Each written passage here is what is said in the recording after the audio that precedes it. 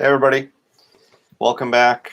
So it's another day in the world of Corona or COVID-19 or whatever we're calling it. So been really interesting in the last 48 hours for me, trying to evaluate my options and what it's going to look like for me for travel. And it's not looking good. So I'm sad.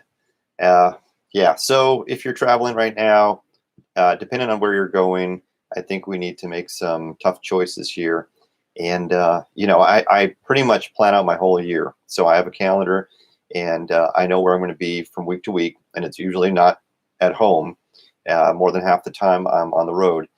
So, for example, on Monday, I will go to Denver and I will be there for about a week. And Denver's looking pretty good so far, actually, as far as infection rates and risk. So I look at the plane that I'm traveling on, and the plane is going back and forth from Vancouver, Canada to Denver, back and forth. And so I think that that's relatively safe. And we haven't seen any recorded infections in the Colorado area. So overall, it seems pretty good. And it's not that densely populated either, right? So it's probably one of the safer places I could be going next week. So there's that. But then I'm supposed to be doing some international travel, and I'm starting to get really nervous about that because that's in Europe. And as we've seen in the news, Europe is getting hit pretty hard right now. And if we're looking at the Johns Hopkins map, which I have on the monitor up over there, those big red circles are getting bigger and bigger in Europe. And so that's a little bit concerning. The biggest concern for me right now is to actually be on the plane. So I've been spending the day doing research on the quality of the filtration on the planes. And there's quite a bit of information out there about that. And it's pretty good. I mean, they've got the HEPA filtering, right? So that's good.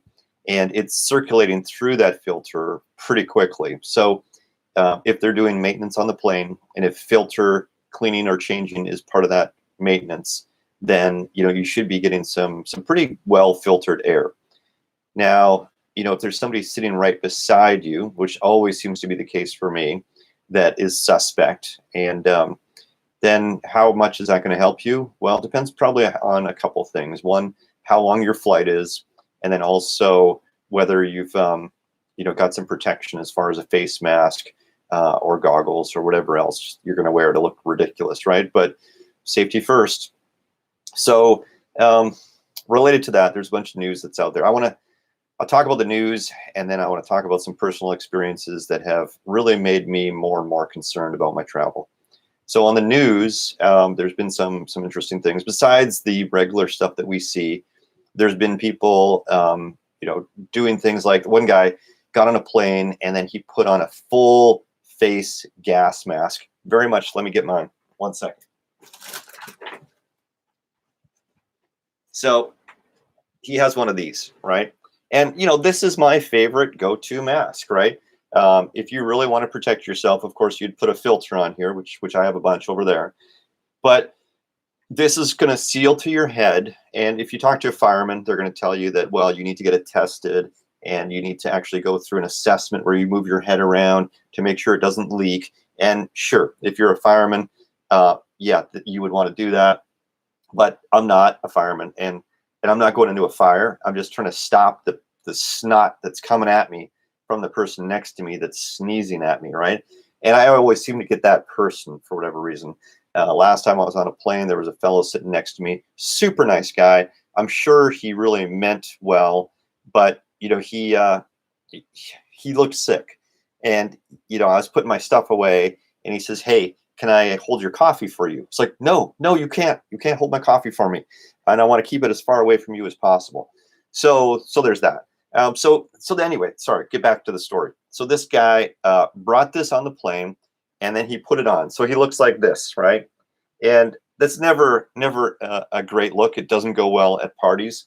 And so I would never recommend just flashing this thing out and putting it on in the middle of a plane or airport or bank, right? Like, yeah, it's going to get some attention, and it's probably not going to go well. So there is actually rules around what you can wear on a plane as far as full face masks, and that's not allowed. So it didn't go well for that poor guy. They told him take it off, which was, I think, pretty nice of them, really, considering that he was in pretty clear violation of the rules. And he said no. And they're like, well, you don't have a filter on it anyway. So, all it's stopping is kind of like, stuff going in your eyes. But he was really adamant. And I can understand, like, if he was serious and it wasn't just a big show, then, I could see it. I mean, it's a good protective thing. And it's actually pretty comfortable, too, compared to the N95 mask, which after like 3 hours become pretty uncomfortable. So he said, no, I'm not taking it off. So they said, okay, then you're leaving the plane. And that's what he did. And that's all over social media. You can go check it out. There's some pictures of his mask. I forget what version it was, but it's not the same one as mine. But anyway, so there was that. And so that's kind of telling you where we're at, right, as far as the news. The people are doing stuff like that and getting concerned.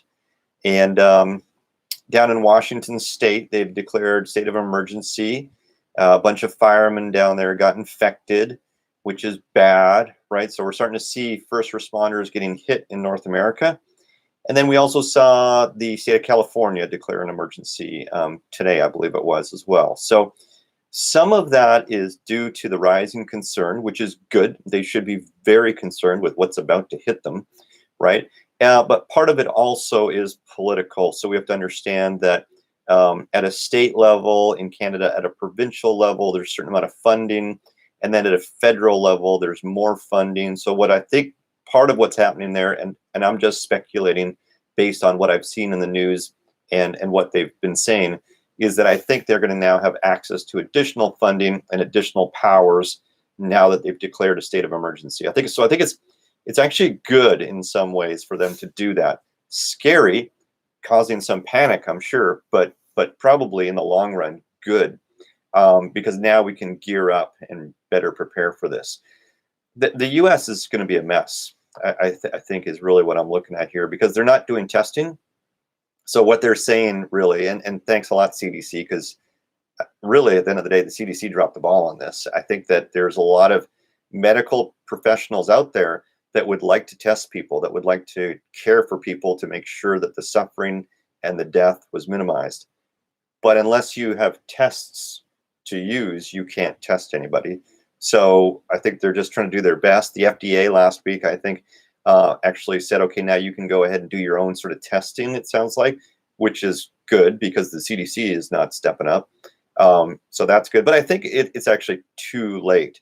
And what has happened, and the general public wouldn't really be aware of this, but what has happened as a result of the CDC dropping the ball and not allowing us to get in front of this with proper testing, now what you have is this big snowball going down the hill, gaining speed, getting bigger, and everybody knows that, right? So, and especially first responders. So if you are an ambulance driver, if you work in the ER, if you're a nurse, if you're a doctor, you've got a pretty good idea what's about to happen, right? And it's not good.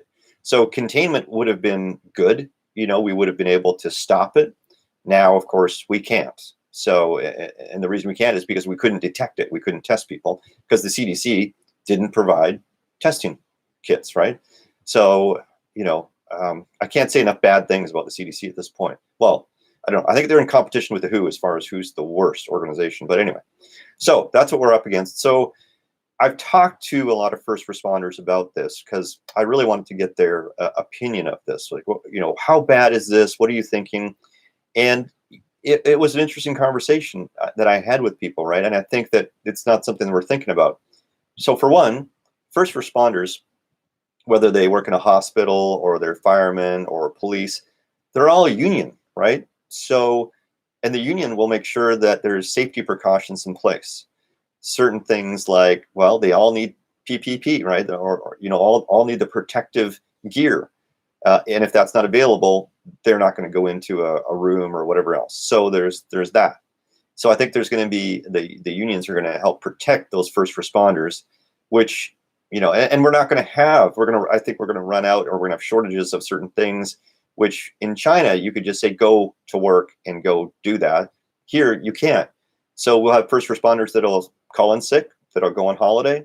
that will refuse to go into a high-risk situation possibly, and so we'll have reduced staff. And I think that, of course, you know, the union here would support that and help protect them, right? Because it's their members and stuff like that. And there is an element of, I don't want to say good, but like, you don't want your first responders to be exposed to maximum risk, right? And die like we saw in Wuhan. So, but what that means is then there's going to be even more issues at the hospital, which will be the bottleneck. And a lot of people are saying that the hospitals are the thing to watch, because once they get overrun, that's the point where we know we're in a lot of trouble, right? So, yeah, so that's what I'm seeing lately, is that first responders, a lot of them are just planning to go on holiday, planning to get out of town. They're stocking up on their food. They're making sure that the Netflix account is active. Not all of them, right? I'm definitely sure there's going to be some out there that are at the front lines, and some of them may pay the price for that, right? As long as they don't have a family at home, I think that, you know, maybe they don't have as much to worry about. But many do, and many will worry about that, right? We saw the firemen, group of firemen down in Washington State. I don't know what the status is there, but that's a real life concern. So just like you and me, the people that are working in the hospitals, they have lives, they have families, so they want to watch out for things, right? We don't, you know, unlike in China where they can be demanded to go to work, we don't have that. So they can declare martial law, and I think that that's probably where we will go. They will do the declare emergencies at a state level. That will, you know, activate at a federal level, and then we probably will see the military come in and help, you know, make sure things go a little bit better. Probably see the reserves come in and stuff like that, I would expect too. But that'll be a, you know, a phased approach. They wouldn't want to do that too quickly. You know, they don't want to cause a lot of panic. So same with the pandemic status, right? So the WHO won't let us really declare pandemic, although obviously we are in one. And just because they're worried of the panic that may cause. Well, you know, I think it's a little too late for that. If you try to go buy toilet paper in any major city right now, you're gonna have problems. So that's probably a pretty clear indicator that there's a bit of panic out there. And really, I think a large part of that is due to the bad information, the poor preparations, and just the bad overall approach that we're taking here in North America. So I still continue, actually, speaking of which, I continue to see the different groups out there saying that you should not wear a mask. And this just is amazing. And people have actually started to admit now why that message is getting out there on you know, saying, oh, don't wear a mask, only healthcare providers should wear a mask. And the reason is not because it's going to be bad for you. And some people are saying, oh, it's going to be bad for you and things like that. Not true. You know, the reality is we just don't have enough masks. So why don't we just say that? Like, just say, we don't have enough masks. What we're worried about is that the hospitals are going to run out of masks, and that's a problem. Yes, it is. So take my masks. I'll stay at home, right? I'm sure a bunch of people would do that. But instead, you're just lying and saying that it's not going to be of benefit, where obviously it is. Even if you stick the mask, you know, on the back of your head, it's going to be better than not wearing a mask. Why? Because it's going to remind you that something's going on and not to touch your face, right? So there was a guy on TV, he had his mask on upside down and sideways, and he was saying, oh, see, you might screw it up and then it's not going to be as good. Who in their right mind would screw that up a mask? Like, nobody makes a mistake like that. Sure, maybe it's not going to be a perfect fit, but it's still going to be better than nothing. So anyways, so we should see in the next 2 weeks a pretty dramatic increase across the board in North America. Well, actually, no, we won't see it because we won't test, so we won't know. So eventually you'll just see it at the hospitals. I guess that's how we'll know. So so I'm looking at canceling my flights, and that's not very much fun. So I'm going to start phoning the airlines and finding out, hey, do I get any money back when I cancel? I don't think I do. I booked my flights. I booked my hotels. I booked some entertainment. So I'm out probably $2,000 at the end of the day if I just don't go. So, but the thing is, if we do travel right now, and we do go to these places, how much fun is it really going to be at the end of the day? Because every person that comes up to you, that breathes on you, you're going to be thinking, oh, great. Now I'm infected. And I just don't think that's going to be that pleasurable. If you go to like anything that's fun, like if you go to a pub, right? And that's like a cesspool of germs, even on a good day. So, you know, people breathing on you, the waitress carrying your beers, right? Her fingers are all over it. You know, how many people are sneezing on her? You know, the table, everything, the door handles. So your chance of infection, if there's something going on in that city, which now there is in every city pretty much, you know, you're probably going to get it. So everything I eat, everything I do, I'd be thinking about it, right? And you're probably going to want to wear a mask wherever you go. That's not going to be fun. That's going to irritate you. So I don't know. It's just, even if I, you know, even if I did go, how good is that going to be? Like, it's just going to be not good. So, you know, because when I go on holiday, I eat a lot, right? When I go to these places, I want to eat the different foods. So it's like, you know, move the mask, eat, put it back, you know, doing this. Doesn't seem fun, right? And then what happens if there's a big cluster where I am and they close the borders, I can't get back. Now I'm totally screwed, right? So that's not good either. So best case scenario is I would go to these places, be super stressed out, be really worried on the plane because, you know, the longer international flights, you're looking at 8 hours, right? And that's a long time. So wearing these masks for a couple hours, you can do it, not too bad, but uncomfortable. Hour 3, you're hating life, right? Like it's cutting into your ears, even if you get a good one. And I've got good ones and they still don't, you know, you're irritated after a few hours. Could you sleep with one on? Maybe, but it's not going to be very good. So yeah, that's going to be tough. So I'm going to go to Denver, but looks like I'll probably cancel some of the international flights at this point. It's looking like. So tomorrow, I think I'm going to make the call and figure that out. So, and I think that a lot of other people are going to be canceling their flights too. So I spoke to a lot of people today that are all frequent travelers as well, and unanimously, everybody was saying, "Yeah, I'm not going." And the really weird thing is we were all talking about, well, what about in April, May, June, July, August, end of the year, right? Don't know, right? So it's a bummer. It's a huge bummer because it's, you know, if you're traveling a lot, or, you know, even if you've got a holiday plan for later this year, take a look at your cancellation policy because, you know, check your credit card. Does that cover it? You know, check with the airlines. Does that cover it? Your hotel, all these things, right? I use points for one of my hotels as well, right? Do I get my points back? Don't know. Probably not, right? So, because think about it, like all the people like us that are canceling are going to hit those companies, and you know that's going to really hit them hard as well, right? So it's going to be, from an economic standpoint, pretty brutal. And so that's it. Yeah, probably going to cancel. But if you don't cancel and you decide to go, then what would you do, right? So I think that the plane is going to be probably your biggest threat because you're in that confined space.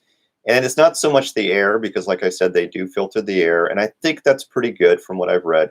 And if you turn on, what I recommend is turn on the air right above you, full blast, and have it shooting in front of your face. Not right at you because that's going to really cool you down and cause some issues, dry you out even more because you want to try to keep as hydrated and keep your nasal cavity as moist as possible. So putting it right on your face is going to not be good. But if you have it right in front of you, then that could actually help. If something, if someone sneezes in your direction or something like that, it's going to blow it down to the floor, which is what you want. So I would recommend doing that. And of course, I would recommend wearing a mask as much as possible, especially on the plane. So there's that. And eye protection. I think we're at the point now where you want to wear eye protection. You definitely want to have your industrial strength sanitation wipes and solution, so Perel or something similar. I've heard a lot of people trying to make their own Perel, like do-it-yourself Perel. I don't know how well that works. So I've heard some rumors that it doesn't work that well. You want at least a 60%, I think it was, alcohol solution in these things. And some people are even recommending 70%. And some of the new wipes that I've got they actually they want you to wipe down the surface and leave it wet for about 5 minutes, so it has a chance to kill everything. And so when I do my steering wheel and stuff like that in my car, I let it sit for a little while. And so I'm not sure if that's true on your hands or not, but I would definitely lather up pretty well and just kind of make sure it has time when you're washing your hands, which I think everybody actually agrees that washing your hands is a good idea. You know, it's not the only thing you should be doing, but and if you ask the CDC or the WHO, that seems like that's all they say. Oh, just wash your hands, you'll be fine. But yeah, not so much. But you should do it. And they say, well, 20 seconds or sing happy birthday to yourself twice. You know, I try to count to like 30 seconds. And what I do is I really lather up and don't rinse the soap off right away. That's when you should be counting, is when you're rubbing your hands with the soap, and then do a final rinse after that.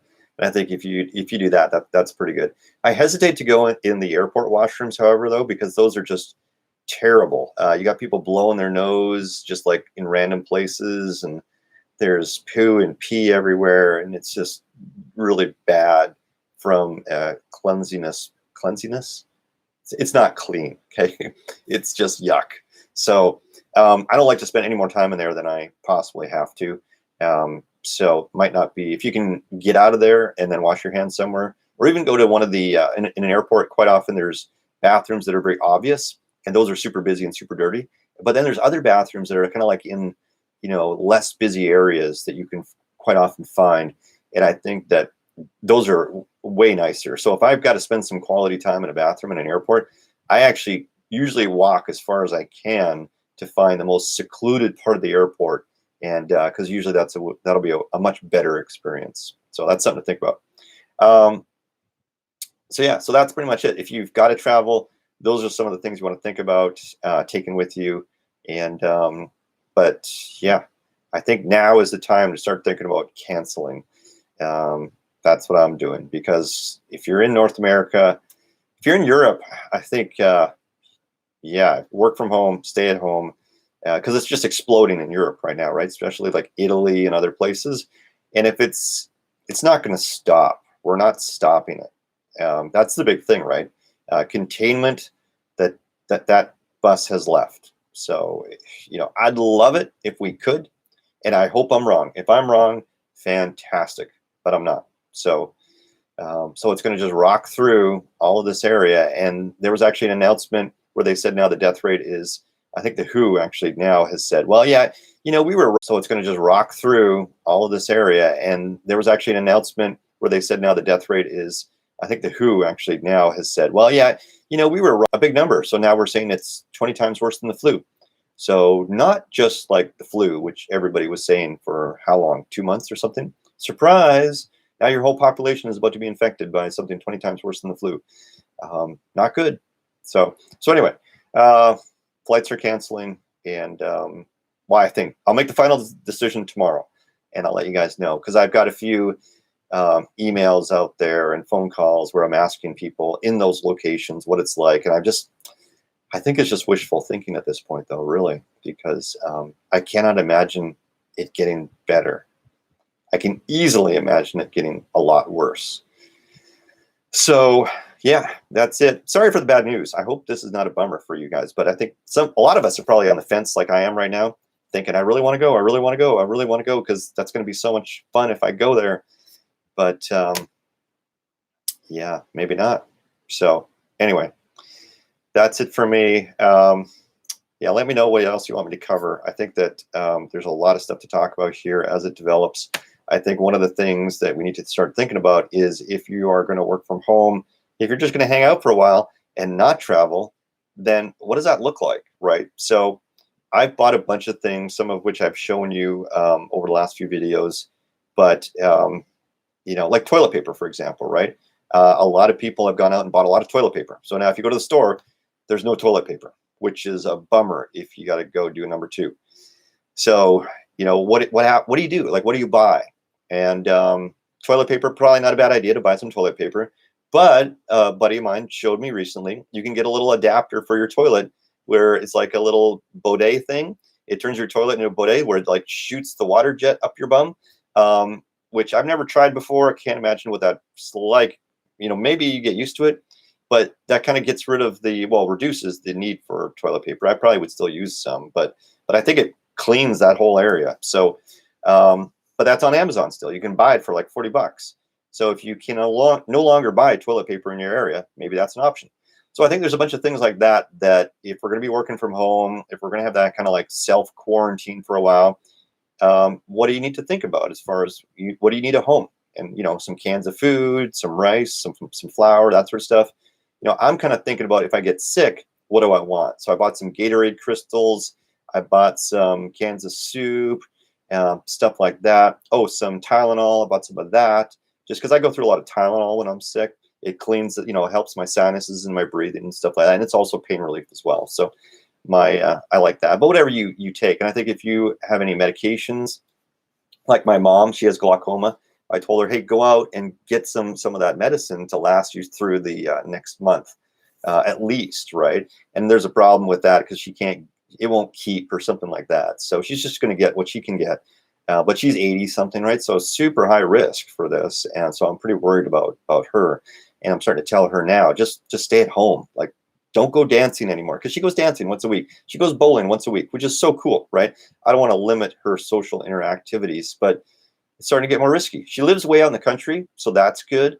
But still, now is the time to start planning for that, right? If we're canceling our plane tickets, we're staying at home. We're doing that for a reason, right? We're doing it because the risk is getting higher. So yeah, all right. So let me know what you want me to get into. There's a lot of detail here. I got a lot more to talk about. Yeah, but otherwise, stay safe, and I'll see you later.